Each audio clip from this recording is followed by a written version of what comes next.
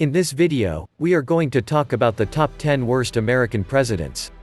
So before starting this video, please like this video, and subscribe to this channel for our future updates. Are you upset with the Obama administration? Well, before you start getting on his case, just consider all of the work he has to put in so that he can clean up the mess from these past presidents. This list details the 10 worst presidents in American history.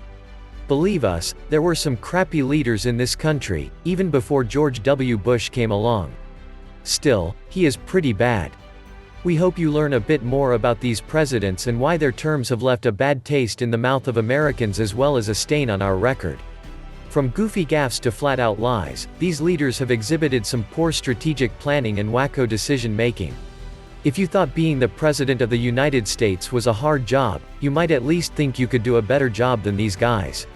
Maybe it is time that this country had a female president. With the elections approaching and the candidates coming forward, now is a good time to reflect on what a president does not want to do for his or her country. We hope you enjoy watching this list and remember that we could be in a much more complicated place than we are now. The presidential rankings are subjective, so consume the following list with that in mind. These presidential ratings are ranked on characteristics including policy leadership, crisis management, presidential appointments, foreign standing, character and integrity, public persuasion, and presidential vision. Historians and other people who rank presidents often base their decisions on many of these same qualities.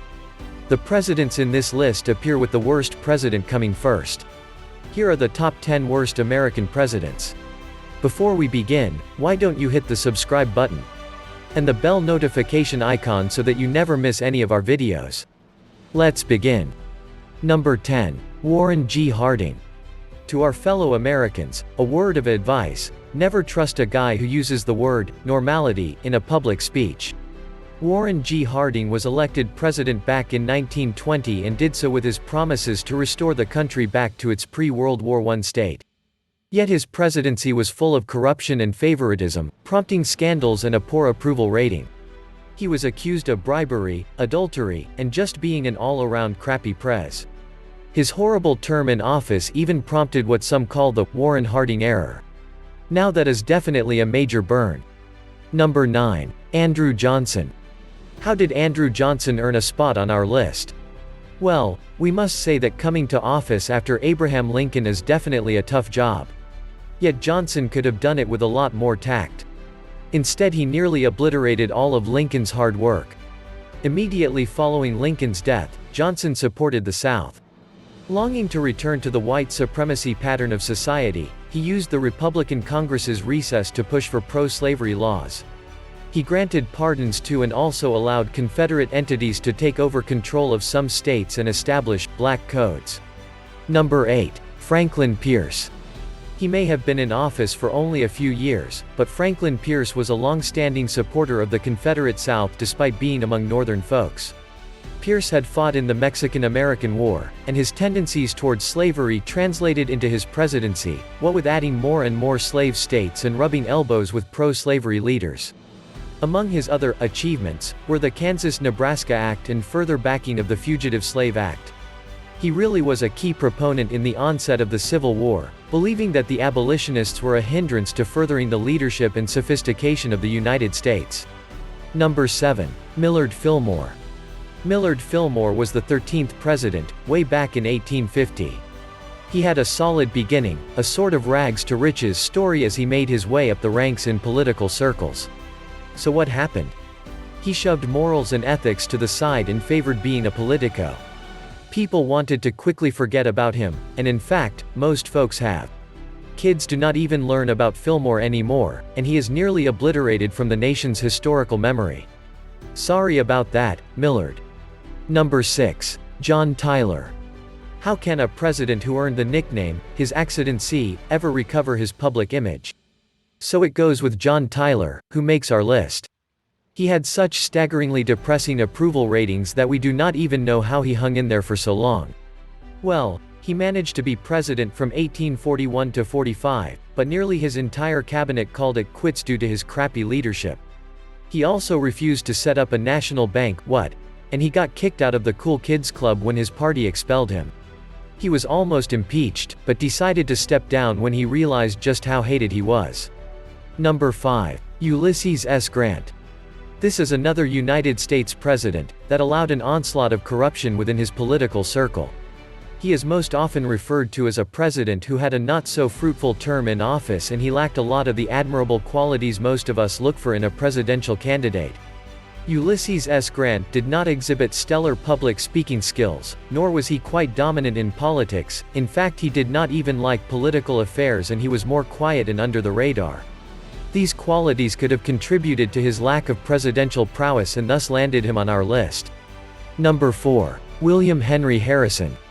It seems a bit unfair to put William Henry Harrison on this list considering that he died of pneumonia just a month after settling in the office. Yet as the 9th Pres of the United States, he seemed to be a bit strange and not a good decision maker. I mean, what kind of dude just goes outside without some winter wear when it is freezing? He delivered his inaugural addresses without covering up, so of course he got sick. And back then, medicine was now here near what it is today. He was just doomed from the start. A pity, to be sure. Number 3. Herbert Hoover. The 31st President of the United States was not a good one. He falls at number 3 on our list, because he had a horrible reaction to the stock market crash, which led to the Great Depression. Good times, good times. People had to embrace poverty or just die, and these Hoovervilles, as they were coined, began sprouting up all over the country. Hoover supported prohibition, which made him even more hated. The guy just had to let us dig ourselves deeper and deeper into the pits. Finally, Franklin Roosevelt had to boot him out of the presidency and clean up the mess he had made. Number 2. Richard Nixon. When it comes to Richard Nixon, we have just one word: Watergate.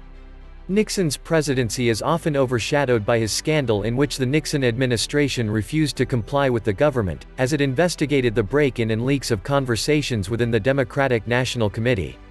Several people within the Nixon administration underwent illegal activities, and the public was stunned and saddened to discover that the president had tried to cover it up. Nixon's presidency also saw devastating and clandestine bombings, thousands of deaths in the Vietnam War, and the whole purpose of the war is still frowned upon. After Nixon, the country was left broke and defeated. Number 1. George W. Bush. This is a crappy presidency that is still ripe in most of our minds. Bush is despised for such a variety of reasons that we could make our own list of them. He was a proud supporter of the death penalty. He bought and bribed his way into office, he backed down on climate change, and he cut ties with various global partners.